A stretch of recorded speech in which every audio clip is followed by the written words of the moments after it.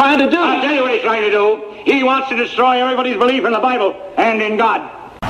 There is an attitude that a lot of people accuse each other of having that causes a great deal of resentment, I think. And a lot of it is unnecessary because there's a misunderstanding. The attitude is with thinking that someone is better, or thinking that you're better than someone else, or than everybody else. The superiority complex. I've been accused of this myself, and it's caused me to do a lot of thinking, a lot of what people would call soul searching, but really it's just personality searching. And I've come to a really interesting and important conclusion. You see, it's not that we think that we're better than other people. At least that wasn't my case. It's that I wanted to be better than other people. I've been afraid of being ordinary, of being like everybody else, so I would do things to set myself apart and then seek recognition for it, validation. And the thing about that is that even if you get the validation for something that you've done, it still doesn't really fill the void. It's like a drug. You have to keep getting a fix in order to keep up the illusion. Because you can see through it, because it's your illusion. You know you're not better than everybody else, but you still want to be. You still want to believe that you are. And so you try and get other people to tell you that you are. But even when they do, it doesn't convince you. Now, we live in a world full of individuals. Everyone has their own talents and weaknesses. In a way, each and every one of us is special and better in some ways than other people, but no one's really better in all ways, and in being equally special, we're all pretty much the same. And there's nothing wrong with that, because it's not like we're all ordinary. It's not like there's any real such thing as ordinary. That's an illusion every bit as much as superiority.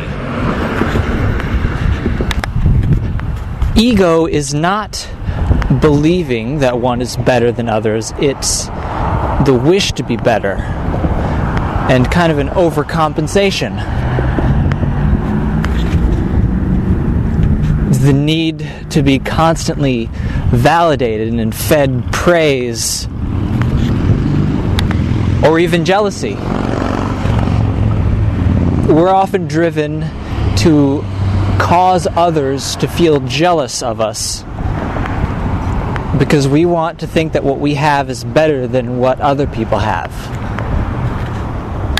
And so we feed off this negative emotion that we cause others to feel, or we at least try to cause others to feel. But we're never fully convinced.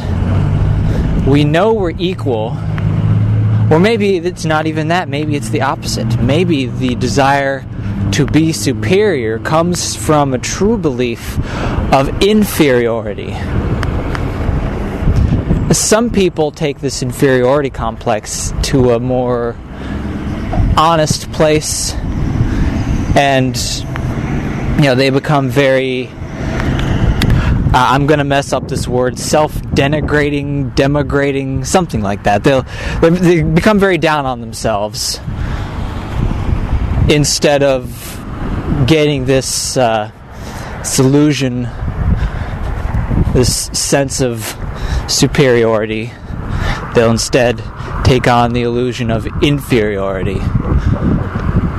But if no one's better than anybody else, no one is worse than anybody else either. It's okay to take pride in your own accomplishments and abilities. But in order to be truly confident in yourself, You need to just take that pride in what it is and not seek to build yourself up by knocking others down. Your happiness should depend on how happy you make others, not how unhappy you make others.